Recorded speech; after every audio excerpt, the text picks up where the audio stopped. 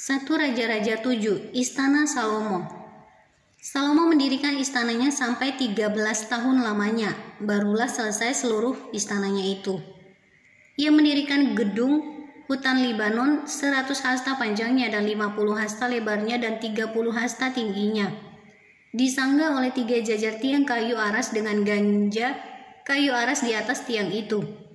Gedung itu ditutup dari atas dengan langit-langit kayu aras di atas balok-balok melintang yang disangga oleh tiang-tiang itu. 45 jumlahnya, yakni 15 sejajar.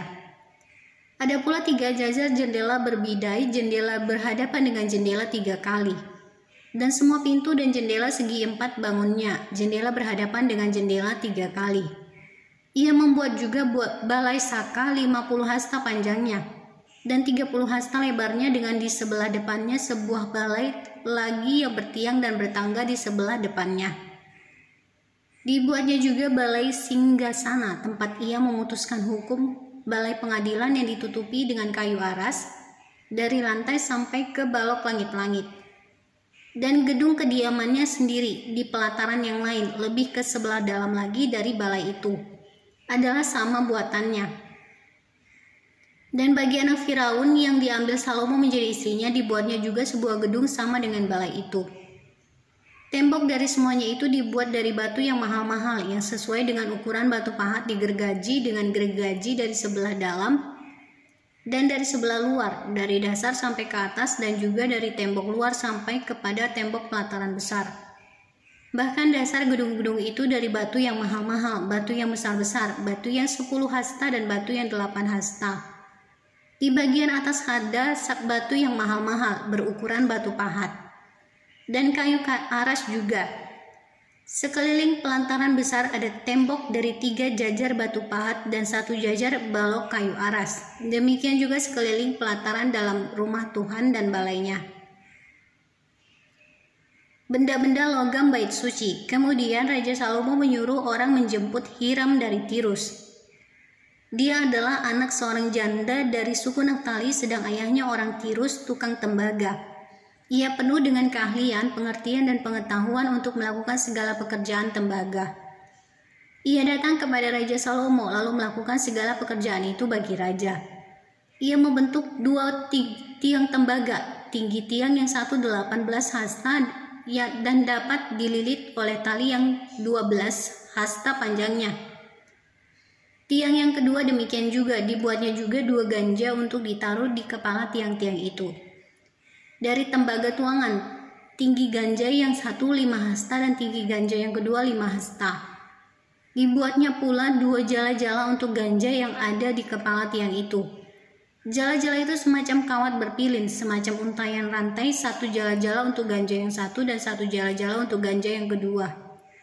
Kemudian dibuatnya juga buah-buah delima, 2 jajar berkeliling pada jala-jala yang satu untuk menutupi ganja yang di ujung tiang itu. Dan demikian pula dibuatnya pada ganja yang kedua, dan ganja yang di kepala tiang dekat balai depan itu berbentuk bunga bakung, tingginya 4 hasta, yakni ganja-ganja yang di atas kedua tiang itu di sebelah atas sekali. Lewat jala-jala yang meliliti perut ganja itu, dan buah-buah delima ada 200 berjajar berkeliling pada ganja yang satu. Demikian juga pada yang kedua. Kemudian tiang-tiang itu didirikannya dekat balai ruang besar. Ketika ia mendirikan tiang kanan, ia menamainya Yakhin. Ketika ia mendirikan tiang kiri, ia menamainya Boas. Dan setelah bentukan bunga bakung itu ditaruh di kepala tiang-tiang itu, maka siaplah pekerjaan membuat tiang-tiang itu. Kemudian dibuatnyalah laut, tuangan yang 10 hasta dari tepi ke tepi, bundar keliling 5 hasta tingginya, dan yang dapat dililit berkeliling oleh tali yang 30 hasta panjangnya. Dan di bawah tepinya ada gambar buah labu yang mengelilinginya sama sekali, 10 dalam sehasta, merangkum laut itu berkeliling. Labu itu 2 jajar, dituang setuangan dengan bejana itu. Laut itu menumpang di atas 12 lembu. 3 menghadap ke utara dan 3 menghadap ke barat, 3 menghadap ke selatan dan 3 menghadap ke timur. Laut itu menumpang di atasnya, sedang segala buntut lembu itu menuju ke dalam. Tebal laut itu setapak tangan dan tepinya serupa tepi piala, seperti bunga bakung yang berkembang. Laut itu dapat memuat 2000 bat air. Selanjutnya dibuatnya 10 kereta penopang dari tembaga, 1 kereta 4 hasta panjangnya, 4 hasta lebarnya, dan 3 hasta tingginya. Beginilah bentuk kereta penopang itu, ada papan penutupnya dan papan itu diapit oleh bingkai. Dan pada papan penutup yang diapit oleh bingkai itu ada singa, lembu, dan kerub. Dan demikian juga pada bangkai itu di sebelah atas dan di sebelah bawah singa dan lembu itu ada karangan-karangan bunga yang tergantung. Pada satu kereta penopang ada 4 roda tembaga dengan poros tembaga, dan pada keempat penjurunya ada sangga untuk menyangga bejana pembasuhan. Sangga-sangga itu dituang dan di sebelah luar setiap sangga ada karangan bunga. Dan mulut kereta penopang itu ada di sebelah dalam sangga-sangga itu, menonjol ke atas 1 hasta. Mulutnya itu bundar, buatannya sebagai tumpuan, dan dalamnya 1,5 hasta. Juga pada mulutnya itu ada ukiran, tetapi papan-papan penutupnya 4 persegi, jadi tidak bundar. Keempat roda itu ada di bawah papan penutup, dan tangan-tangan roda itu ada pada kereta penopang itu. Dan tinggi 1 roda ialah 1,5 hasta. Dan buatan roda itu seperti buatan roda kereta, tetapi tangan-tangannya, lingkarnya, jari-jarinya, dan napnya semuanya tuangan. Keempat sangga pada keempat sudut setiap kereta penopang adalah seiras dengan kereta itu.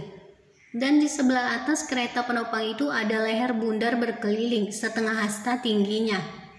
Di sebelah atas kereta itu ada pula topang-topang dan papan penutup yang seiras dengan dia. Maka pada muka topang-topangnya itu dan pada papan-papan penutupnya diukirkannyalah kerub, singa, dan pohon korma, masing-masing menurut tempat yang ada, dan karangan bunga sekeliling. Demikianlah dikerjakannya ke-10 kereta penopang itu. Tuangannya sama, ukurannya sama, dan potongannya sama semuanya. Lagi pula dibuatnya 10 bejana pembasuhan dari tembaga. Setiap bejana dapat memuat 40 bat air.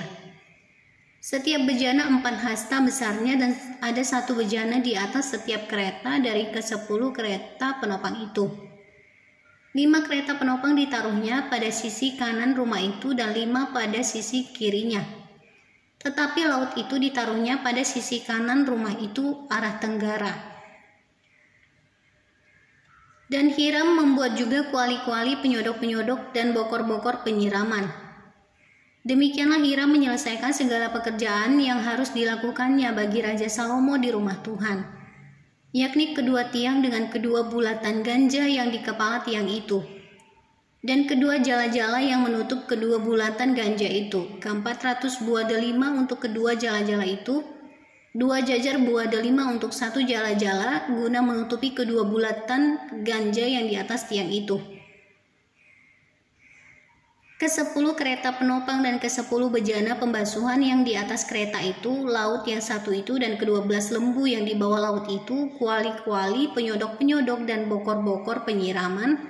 Segala perlengkapan yang dibuat Hiram bagi Raja Salomo di rumah Tuhan itu adalah dari tembaga yang diupam. Raja menuang semuanya itu di lembah Yordan di dalam tanah liat antara Sukot dan Sartan. Dan Salomo membiarkan segala perlengkapan itu tidak ditimbang karena jumlahnya yang amat besar. Berat tembaga itu tidaklah terhitung. Salomo membuat juga segala perlengkapan yang ada di rumah Tuhan, yakni mezbah emas dan meja emas, tempat menaruh roti sajian. Kandil-kandil dari emas murni, 5 di sebelah kanan dan 5 di sebelah kiri di depan ruang belakang. Kembang-kembangnya, lampu-lampunya, dan sepit-sepitnya dari emas. Pasu-pasunya, pisau-pisaunya, bokor-bokor penyiramannya, cawan-cawannya, dan perbaraan-perbaraannya dari emas murni. Engsel-engsel untuk pintu ruang dalam, yakni tempat Maha Kudus, dan engsel-engsel untuk pintu ruang besar bait suci dari emas. Maka genaplah segala pekerjaan yang dilakukan Salomo di rumah Tuhan itu. Kemudian Salomo memasukkan barang-barang kudus Daud ayahnya dan menaruh perak, emas, dan barang-barang itu dalam perbendaharaan rumah Tuhan.